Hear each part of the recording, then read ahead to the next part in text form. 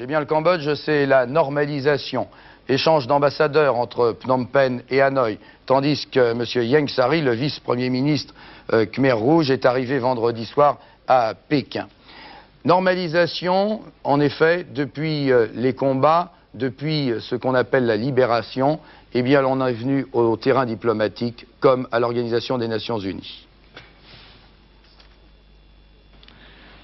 Au Conseil de sécurité, deux thèses se sont affrontées.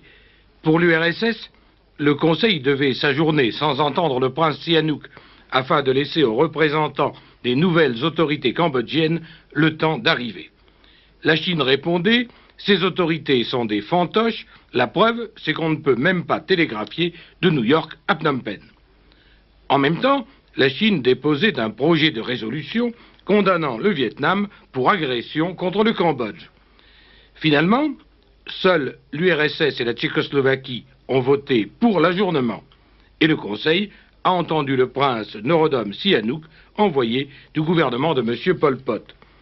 Le prince s'est qualifié de porte-parole des maquisards qui combattent les troupes de Hanoï et s'est montré aussi brillant que d'habitude dans ce nouveau rôle.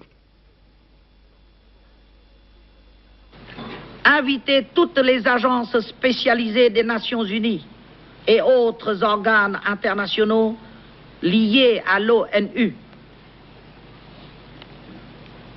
ainsi que tous les gouvernements dans le monde entier, à stopper et refuser toute aide financière, économique, militaire, matérielle, etc., à la République socialiste du Vietnam et à ses marionnettes.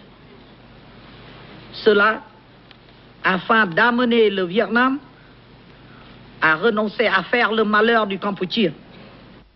Voilà pour les déclarations. Déclaration du prince Sihanouk à l'Organisation des Nations Unies, comme vient de vous le rappeler François-Xavier Do, et puis terrain diplomatique, comme je vous en parlais tout à l'heure. Toujours est-il qu'on ne saurait oublier les combats qui se sont déroulés au Cambodge, combats dont se souvient le général Bijard.